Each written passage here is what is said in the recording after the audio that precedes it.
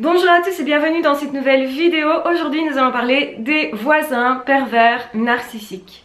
Comment est-ce que vous allez vous rendre compte que ce sont des pervers narcissiques et qu'on n'est pas dans un cas de figure classique? Parce que c'est bien ça la difficulté de la perversion narcissique, c'est que finalement elle passe pour presque normale et on ne sait pas toujours bien détecter qu'il s'agit de pervers narcissiques. La première chose, c'est que généralement ce sont des voisins qui vont être très intrusifs, qui vont regarder beaucoup chez vous, qui vont vous prendre en photo et vous vous demandez pourquoi, qui vont parler beaucoup de vous, qui vont en fait déjà de prime abord être super jaloux. C'est la première étape, ils vous repèrent et il y a quelque chose que vous avez en plus qu'eux. Eh bien en fait il y a beaucoup de choses que vous avez en plus qu'eux. Il y a peut-être la jeunesse, la beauté, certainement la joie de vivre, l'intériorité, la sensibilité et peut-être malheureusement, je dirais, un manque de confiance en soi, un manque d'affirmation de soi qui fait que vous ne posez pas directement vos limites quand il se passe des choses bizarres en réalité.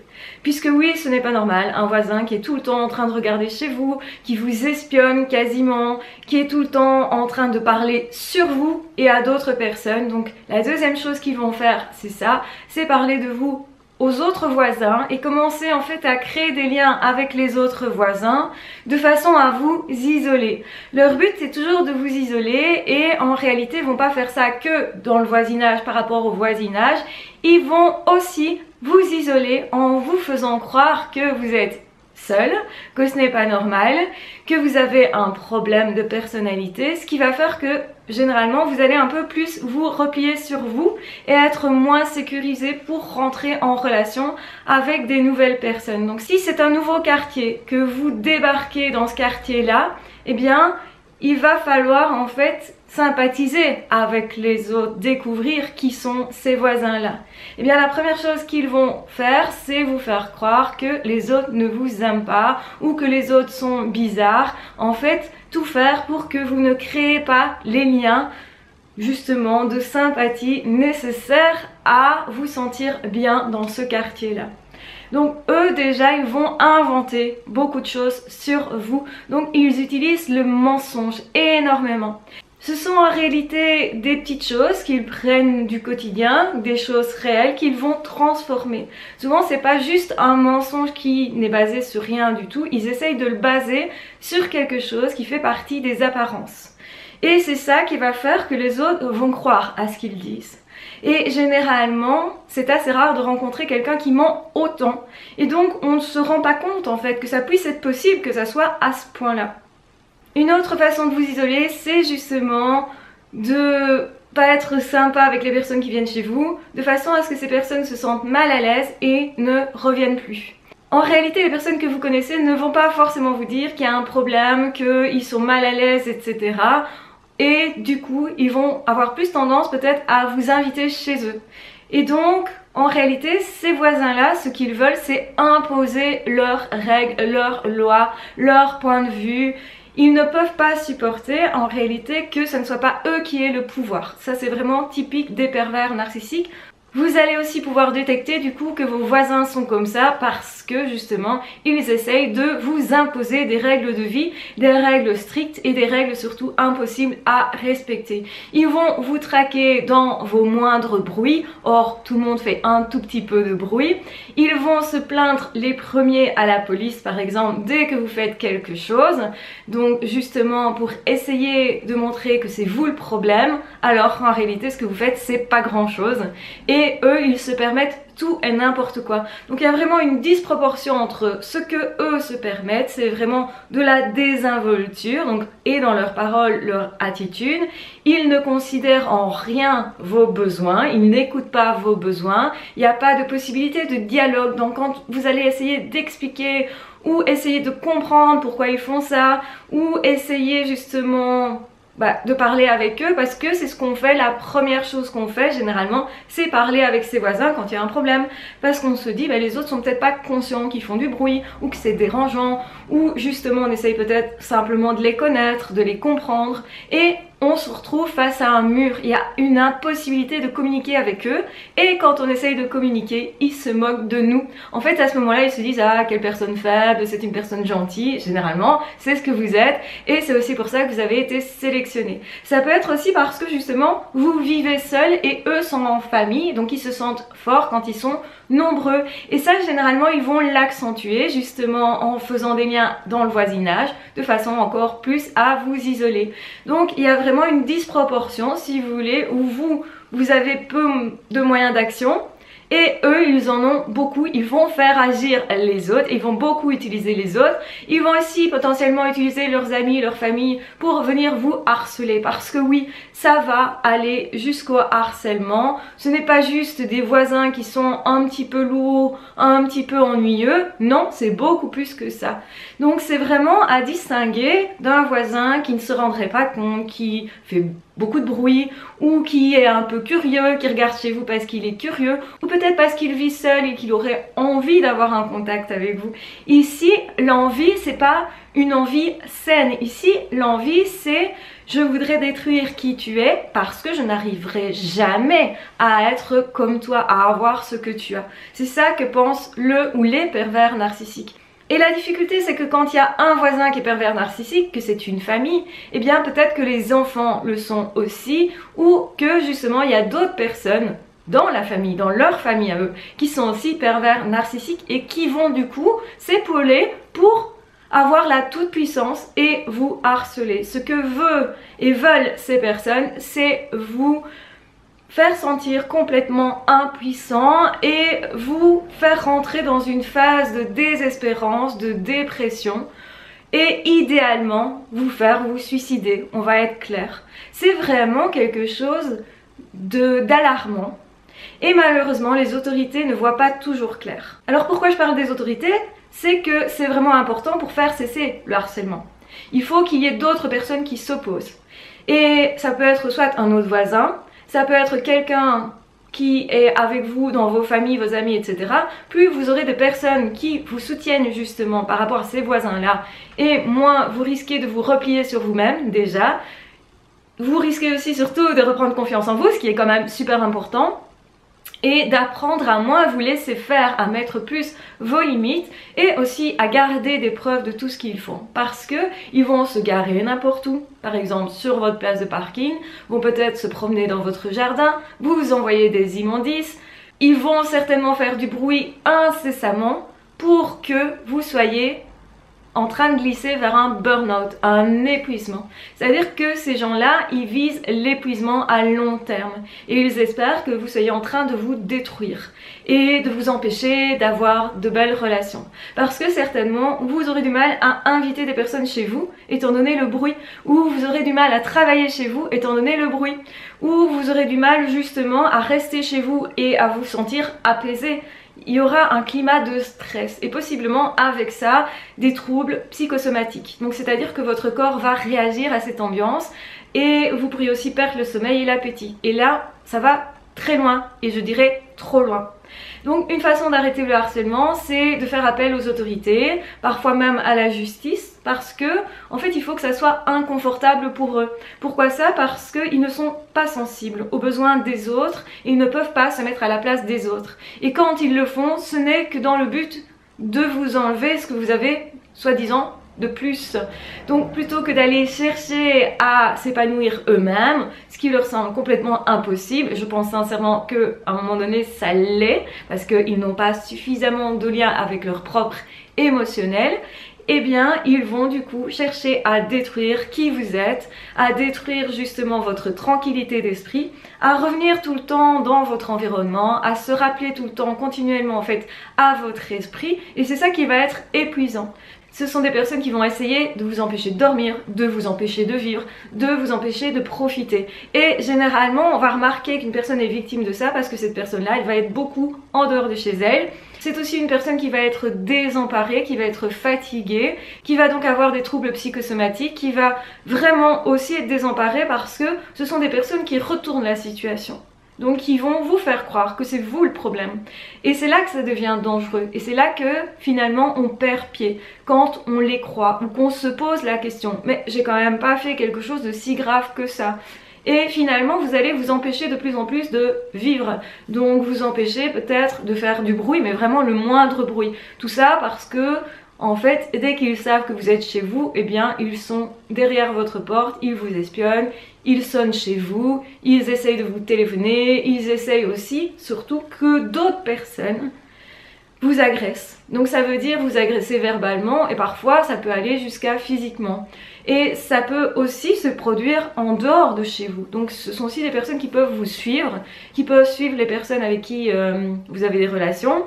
Ça peut être aussi essayer de vous faire casser votre couple, de créer des histoires, d'inventer tellement des choses, donc dans le voisinage évidemment, mais pas que. Ça peut être aussi par rapport à vous venez de rencontrer quelqu'un, par exemple, ils vont essayer de détruire cette relation-là en faisant croire à la personne que vous avez déjà quelqu'un d'autre, qui voit passer chez vous d'autres personnes, etc., etc. En fait, ils vont créer des doutes et faire en sorte justement que vos relations se dégradent. Le but c'est toujours vous isoler. Plus vous vous sentez désemparé seul et moins vous allez réagir et plus vous risquez de vous auto-détruire. Donc je dirais la bonne nouvelle c'est qu'ils visent généralement l'autodestruction et là-dedans dans ce mot-là on entend bien que en fait c'est vous qui avez le pouvoir sur vous. Ne perdez jamais ça de vue et je sais que c'est déroutant de vivre ça parce qu'on se sent seul justement, parce qu'on perd en qualité de vie, parce qu'on est sous stress en permanence, on est espionné, harcelé en permanence, que généralement c'est vraiment difficile de faire reconnaître tout ça. Donc autrement dit, de faire reconnaître le harcèlement. Ce sont les premiers généralement qui vont téléphoner à un avocat ou téléphoner à la police pour dire que c'est vous le problème. Ce sont les premiers aussi qui vont monter les autres contre vous et vous pourriez tout à fait vous dire mais c'est pas possible, c'est forcément chez moi qu'il y a un problème. Et c'est le piège dans lequel il ne faut pas tomber. C'est vraiment, il faut garder un maximum son calme et idéalement s'éloigner le plus vite possible de ces personnes-là. Parce que le problème c'est que tant que vous restez sous leur regard, c'est un mécanisme qui est autonome. Donc ces personnes-là ne s'arrêtent jamais parce que le problème est en eux.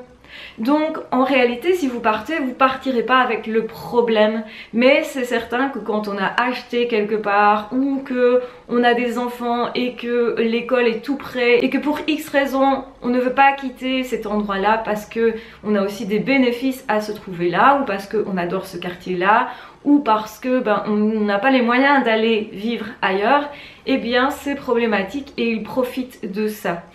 Donc dans tous les cas, ne cherchez pas chez vous ce que vous avez fait de mal, ni ne cherchez surtout pas à vous transformer vous. Par exemple, à essayer de vous habiller différemment, parce qu'ils vous auraient critiqué à ce niveau-là. Dans tous les cas, chaque fois que vous allez leur dire qu'ils font trop de bruit ou que ce qu'ils font ne va pas, eh bien eux, ils vont voir ça comme un affront à leur autorité. Et ils ne vont pas supporter. Au niveau égocentrique, ils ne peuvent pas, si vous voulez, accepter déjà d'écouter notre personne, ils ne peuvent pas se remettre en question et c'est cette non remise en question qui va faire que finalement la situation dégénère toujours plus loin. Et c'est leur but. Donc n'attendez pas d'aide de leur part, donc ne négociez pas. Par contre, renforcez-vous au niveau de votre confiance en vous parce que c'est l'occasion justement, c'est un bon entraînement, excellent même, pour mettre des limites aux autres, pour apprendre à dire stop, pour justement vous dire au fond de vous, ok, je crois en moi, je sais ce que je vaux et justement je comprends que si ces personnes sont sur mon dos, ça me prouve aussi que j'ai beaucoup de valeur, que je suis une personne qui a vraiment une capacité d'empathie, qui a vraiment aussi une certaine gentillesse, qui a vraiment aussi une joie de vivre qui est profonde et de toute façon je dois conserver cette joie de vivre ou mieux, je peux l'attiser. Et sachez malheureusement que ces personnes-là vont vous attaquer davantage, toujours généralement mine de rien la plupart du temps, quand vous êtes joyeux, quand vous profitez de quelque chose, de vos amis, d'un moment sympa, quand vous êtes en fait dans un état de bien-être. C'est ça qu'ils veulent casser continuellement. Donc n'hésitez pas à vous défendre et surtout, croyez au moins en vous.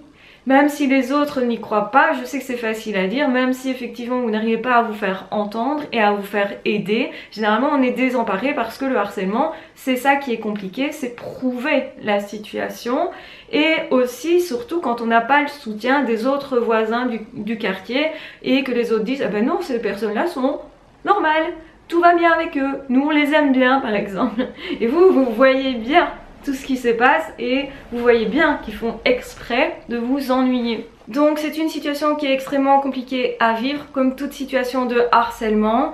Et ce qui est compliqué, c'est surtout que c'est pas reconnu, que personne ne vous défend et que souvent les autres ne réalisent même pas ce dans quoi vous êtes. Donc vous ne recevez généralement pas d'aide. Il n'y a pas non plus juridiquement grand chose en place dans la plupart des pays pour avoir de l'aide à ce niveau-là, et généralement ce sont eux qui vont utiliser la justice contre vous. Donc ça c'est important de le comprendre. Donc quelles sont les meilleures solutions finalement? La première solution c'est s'en aller, se dire ok, ce qui est important c'est la vie que j'ai en moi et c'est justement de pouvoir profiter de la vie. Donc je me concentre là-dessus.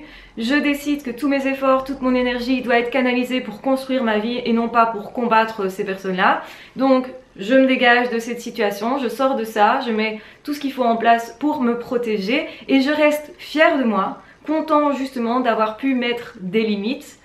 Et la deuxième solution, c'est je reste dans cet environnement-là, mais je contre-manipule continuellement justement pour qu'ils puissent reculer. Donc c'est-à-dire que vous devrez défendre votre territoire, vous devrez mettre vos limites. Comment ça? Eh bien en contre-manipulant. C'est-à-dire justement, ils ne seront sensibles qu'à ce qu'ils subissent eux-mêmes. Donc c'est là que vous pouvez toucher éventuellement leur sensibilité, les toucher eux, parce que c'est juste à ça qu'ils sont sensibles. Ils ne sont pas du tout sensibles aux autres ou à vos intérêts, à vos besoins. Vos besoins sont niés très clairement, même moqués très clairement. Et en fait, du coup, votre stratégie pourrait être d'une certaine façon les faire souffrir, qu'ils aient des conséquences négatives au fait de vous ennuyer. Et ça peut faire en sorte qu'ils arrêtent, en tout cas pour un moment, de vous ennuyer, de venir vous espionner, etc.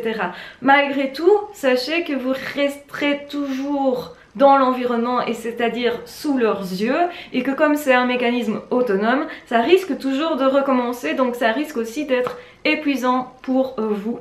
Mais c'est peut-être important avant de partir éventuellement de faire ça. Pourquoi? Pour vous prouver à vous-même que vous pouvez vous défendre, que vous n'êtes pas impuissant et du coup vous sentir vous dépasser vous-même. C'est comme ça que vous aurez plus confiance en vous et c'est comme ça que vous allez récupérer votre estime de vous, votre regard positif sur vous en vous disant ok, je suis quelqu'un de gentil mais pas avec tout le monde, donc je mets des nuances à ma gentillesse.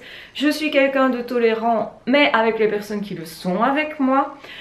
Je ne me laisse pas manipuler et c'est super important justement de savoir exactement là c'est chez moi, tu ne passes pas, tu ne rentres pas, c'est mon psychisme, c'est mon territoire psychique mais aussi mon territoire physique.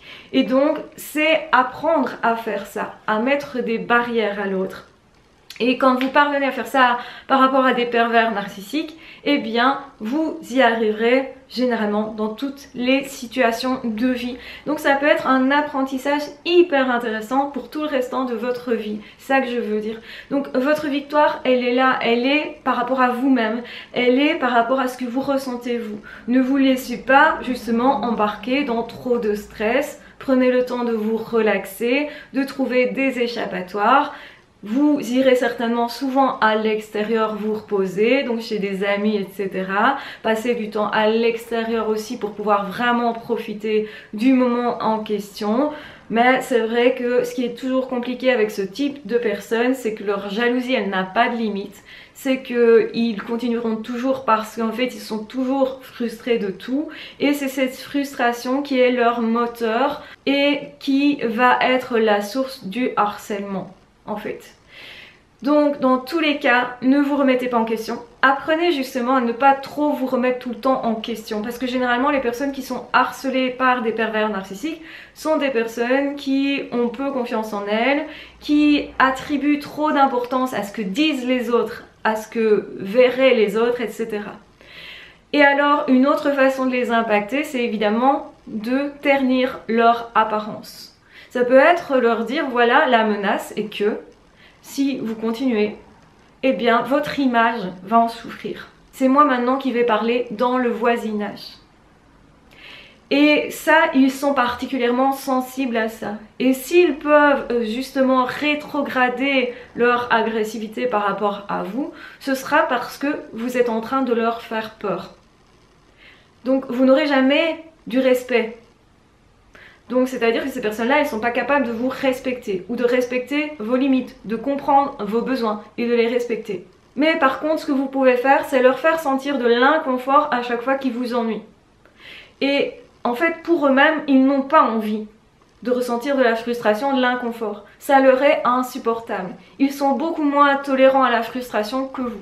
Et c'est à ce niveau-là que vous pouvez œuvrer. Et aussi par rapport à leur image. Mais je pense sincèrement qu'à terme, il vaut mieux s'en aller quand c'est possible. Quand vous avez ces moyens-là, et financiers, et aussi psychologiques, parce qu'il faut les deux. Et pouvoir se dire, ok, je laisse cette expérience derrière moi, mais surtout pas avec l'impression d'avoir échoué. Ce n'est pas je m'échappe, voyez? Parce que vous êtes la victime. Et vous n'avez pas du coup à vous échapper comme si vous étiez coupable de quelque chose. Surtout, ne gardez pas cette culpabilité. En fait, ils voudraient justement, eux, vous faire croire que vous êtes coupable. Et comme ils ne se remettent jamais en question, eh bien c'est ce qu'ils provoquent généralement chez vous. C'est de la remise en question. C'est prendre trop de responsabilités. C'est se dire, oui, j'aurais peut-être pu encore faire quelque chose ou essayer quelque chose. Alors que, en fait, c'est eux qui sont contre la négociation. Et il faut constamment garder à l'esprit justement quelles attitudes ils ont eues au début avant que vous vous défendiez. Parce que vous savez très bien que vous n'auriez pas eu cette attitude-là, vous, si à la base il n'y avait pas une extrême agressivité, un comportement réellement désinvolte et extrême aussi, et du stress permanent. Donc ce qui est important, c'est surtout veiller à votre santé à vous. Ce qui est important, c'est votre vie à vous. Donc restez centré là-dessus. Parce que là est aussi un moyen non seulement de conserver votre santé mentale, mais aussi de vous réparer. Et votre vengeance, entre guillemets, elle est sur la vie en tant que telle. C'est-à-dire que je vous recommande d'être plus vivant encore, d'avoir encore plus de relations, d'être encore plus vous-même. Tout ce qu'il voudrait, c'est vous voir, vous perdre vous. Donc faites tout l'inverse. Donnez-vous vraiment des moments de vie sympas. Que cette expérience-là vous serve à vous gratifier, à être fier de vous, à vous dire ok, j'ai affronté, peut-être à moi tout seul, X pervers narcissique. Et c'est vraiment important de sentir cette fierté-là en vous et de vous dire j'ai été capable de dépasser ça. Donc je sais que j'ai cette force-là en moi et je le sais pour tout le restant de ma vie et de mes expériences. Donc vraiment, en faisant ça, vous allez vous sentir grandi de cette expérience-là et c'est tout l'inverse de ce qu'ils veulent. Et plus vous allez mettre en lumière justement le fait que vous êtes capable de rebondir, le fait que justement chaque fois qu'ils font quelque chose contre vous, vous en avez un gain. Et le gain, c'est justement d'être plus épanoui encore. Chaque fois qu'ils vont sentir aussi que pour eux, c'est toujours de plus en plus compliqué. Parce que vous vous défendez de plus en plus fort, de plus en plus vite. Et même vous mettez en péril leur apparence, leur image. Et bien plus vous allez faire ça, et plus eux vont reculer. Et donc plus ils vont vous laisser tranquille parce qu'ils vont comprendre qu'il n'y a plus moyen de vous manipuler. Malgré tout, ça reste une confrontation, ça reste justement une forme de bataille de pouvoir. Et je sais que c'est pas ce que vous voulez. Et souvent c'est fatigant. Et c'est pour ça que je dis que la meilleure solution, c'est quand même un jour ou l'autre, vous en allez. après vous êtes prouvé que vous pouvez mettre des limites à l'autre et que pour vous, vous auriez pu justement contre-manipuler, vous avez compris comment faire et que vous êtes capable vous-même de vous défendre. Parce que généralement ces personnes-là, ils attaquent des personnes qui n'ont pas tellement appris à se défendre, qui n'osent pas trop se défendre, qui se culpabilisent beaucoup, qui ont une certaine gentillesse, une certaine idéalisation des relations et des relations notamment ici entre voisins. Donc c'est ça qu'ils vont utiliser. Vous êtes en réalité trop bien élevé par rapport à eux. Et justement, on a les deux extrêmes. Vous n'osez rien faire, vous essayez vraiment d'être super gentil, super serviable même peut-être, et ils vont certainement utiliser ça. Ça peut être des personnes aussi qui rentrent chez vous n'importe quand, qui considèrent que vous êtes soi-disant amis et qui va vous envahir. Hein. Donc faites attention à cet envahissement-là, mettez des limites aussi. Tout le monde ne peut pas rentrer chez vous comme ça, même si à la base vous êtes sympa, même si à la base il y a beaucoup de personnes qui ne vous dérangent pas quand ils font ça. Ne laissez surtout pas ces personnes-là vous envahir d'une quelconque façon et évitez de leur donner des informations sur vous. Donc brouillez les pistes, donc faites semblant d'être quelqu'un d'autre, même quitte à passer pour fou. Il faut que eux ne sachent plus comment jouer avec vous, comment vous fonctionnez. Vous devez en tout cas ne pas leur donner votre mode d'emploi. Et surtout pas leur donner ce qui vous touche particulièrement, ce avec quoi vous avez le plus de soucis dans vos vies, etc. Parce que ce sont vos blessures qui ne sont pas encore cicatrisées qu'ils utilisent pour vous atteindre, pour vous faire douter, pour appuyer là où ça fait mal, si vous voulez. Et donc débarrassez-vous de ces blessures-là. C'est une super occasion de repérer vos blessures et de vous en défaire, de travailler dessus. Donc, oui, c'est compliqué d'avoir des voisins pervers narcissiques. Mais dans tous les cas, vous êtes plus fort que ça. Vous arriverez à dépasser tout ça, vous serez fiers de vous et surtout, vous allez prendre ce prétexte-là pour vous épanouir plus, pour vous donner plus d'opportunités dans la vie, pour aller chercher davantage votre bonheur, pour oser plus et pour vous épanouir plus, pour devenir davantage vous-même encore plus. Voilà, je vous embrasse bien fort, je vous aime très fort. Si vous souhaitez aller plus loin, je vous propose de suivre des formations sur la perversion narcissique. Je vous mettrai en barre d'infos un lien vers la boutique pour que vous ayez toutes les infos sur toutes les formations. Vous pouvez aussi rejoindre le groupe, le club, tout sur les pervers narcissiques. Donc le club permet de parler ensemble, d'expliquer son histoire, de savoir comment agir parce qu'on décortique tout ça. Au moment où vous êtes le plus perdu, où vous vous culpabilisez, c'est important d'avoir des personnes qui peuvent vous dire mais attends, stop, c'est pas toi, il se passe ceci et ça, on va décortiquer tout ensemble et on va voir où tu peux agir et on va te donner justement des moyens d'action. Et c'est super important justement de se reconnecter à d'autres personnes, ne pas être isolé et d'avoir une personne en face de soi qui s'y connaît pas mal en perversion narcissique. C'est super important parce que vous avez le droit de vous épanouir, parce qu'il y a trop de personnes malheureusement qui mettent fin à leur jour parce qu'ils sont en contact avec ce type de personnes. Et malheureusement, la justice ne fait encore rien. Malheureusement, ça passe encore pour inaperçu. Or, une personne qui se suicide, ça peut être un meurtre. Et dans ce cas-ci, c'en est un. Et donc non, je ne peux pas laisser faire ça. Et donc oui, c'est important de continuer de parler de la perversion narcissique pour ça. Parce qu'il y a encore trop de personnes qui ne savent pas ce que c'est ou qui n'y croient pas, qui pensent que c'est juste quelqu'un qui est, voilà, un petit peu pas sympa mais rien de plus. Alors que la perversion narcissique, c'est vraiment du harcèlement, c'est vraiment souterrain, c'est vraiment pas facile justement de mettre le doigt dessus. Et surtout quand on a des voisins pervers narcissiques, et qu'on a peut-être plusieurs pervers narcissiques à côté de soi ou qui nous harcèlent en même temps.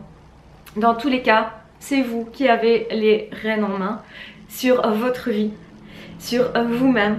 Ils ne pourront pas gâcher votre vie en réalité si vous ne les laissez pas faire. Donc oui, je sais que c'est pas simple à vivre, mais vraiment, il y a des solutions. Accrochez-vous à ces solutions parce que de l'espoir, il y en a et je sais que vous en avez besoin. Donc dans tous les cas, je vous embrasse bien fort, je vous aime très fort, prenez vraiment bien soin de vous, c'est super important. Et on se retrouvera très vite dans d'autres audios ou dans d'autres vidéos. N'hésitez pas à vous abonner à la chaîne pour ne manquer aucun des contenus que je poste, pour justement apprendre à mieux vous défendre, à mieux identifier la perversion narcissique, parce que mieux vous la comprendrez et mieux justement vous saurez vous en prémunir, vous en protéger et vous dépatouiller de tout ça. Parce que c'est vrai que c'est super important de voir clair dans la situation dans laquelle nous sommes pour pouvoir savoir aussi comment stratégiquement agir, parce que c'est super important.